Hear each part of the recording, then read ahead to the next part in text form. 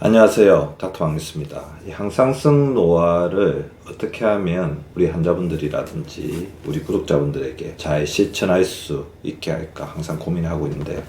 그러려면 가장 중요한 것 중에 하나가 있을 것 같아요. 바로 노화를 촉진하는 독소를 우리 몸에서 잘 해독하는 거겠죠. 자, 오늘은 그 문제에 대해서 말씀을 드리려고 합니다. 몸이 피곤한 게 문제가 아닙니다. 해독이 안 되고 있다는 게 문제죠. 간과 신장, 즉 콩팥은 우리가 매일 만들어내는 독소, 노폐물, 염증 물질을 처리하는 몸의 마지막 방어선입니다. 이 두 장기는 늘 함께 움직입니다. 간은 독소를 분해하고 성질을 바꾸는 1차 해독 공장이고, 신장은 그렇게 처리된 물질을 혈액에서 걸러 소변으로 내보내는 최종 배출 통로입니다. 그래서 간이 막히면 신장에 가부가 걸리고, 신장이 막히면 간은 독소에 잠기게 됩니다. 임상에서는 간 수치는 정상인데 몸은 망가져 있는 사람, 지방간과 미세한 단백뇨가 동시에 나타나는 사람을 아주 흔하게 보게 됩니다.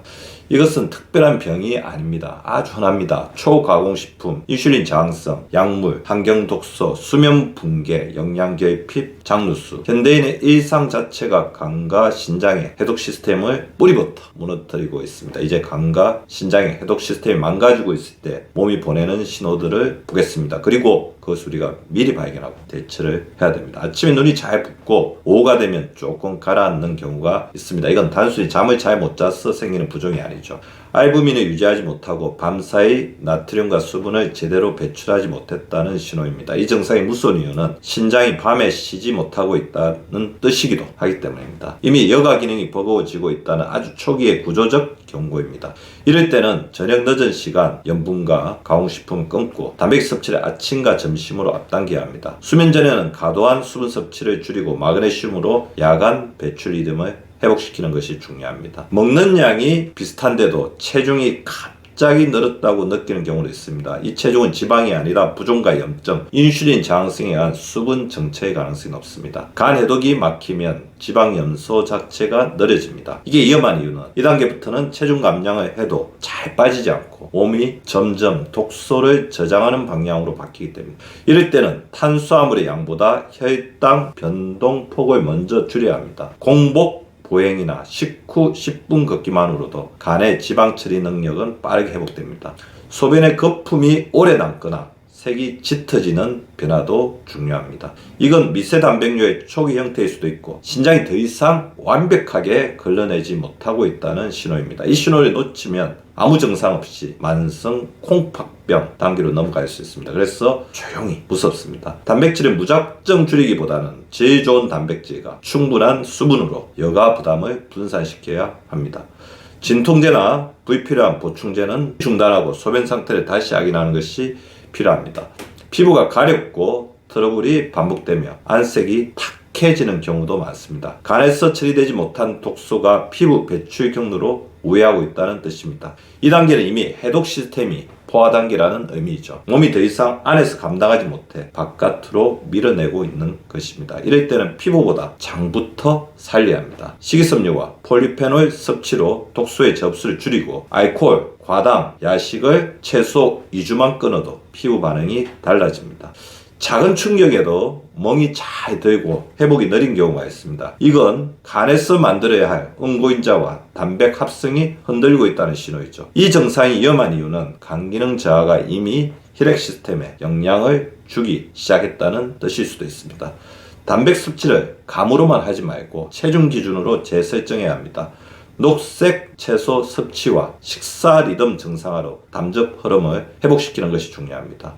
항상 피곤하고 잠을 자도 개운하지 않은 상태가 계속된다면 단순한 체력 문제가 아닐 수 있습니다. 간은 해독에 엄청난 ATP를 쓰는 장기입니다. 이 피로가 무서운 이유는 해독에서 에너지 자체가 고갈되었다는 뜻이기도 하기 때문입니다.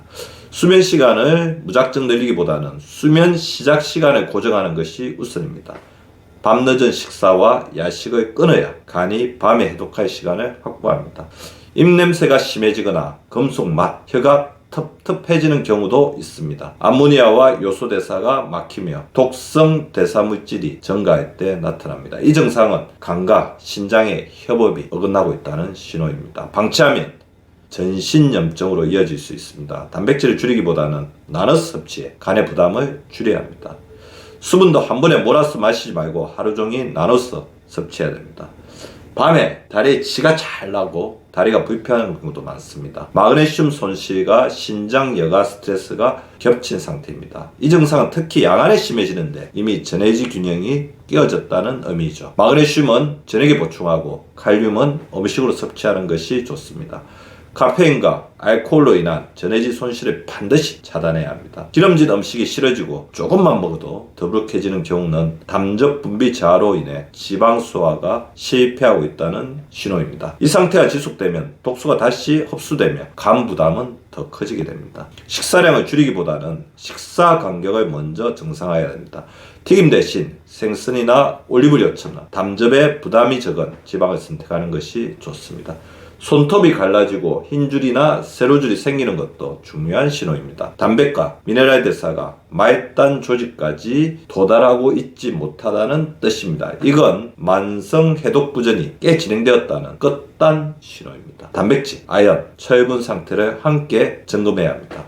보충제를 늘리기 전에 흡수를 방해하는 요인부터 제거해야 합니다. 제가 말씀드린 이 증상들이 무서운 이유는, 이 10가지 증상이 무서운 이유는 이 단계에서도 혈액검사와 영상검사가 정상으로 나오는 경우가 많기 때문입니다.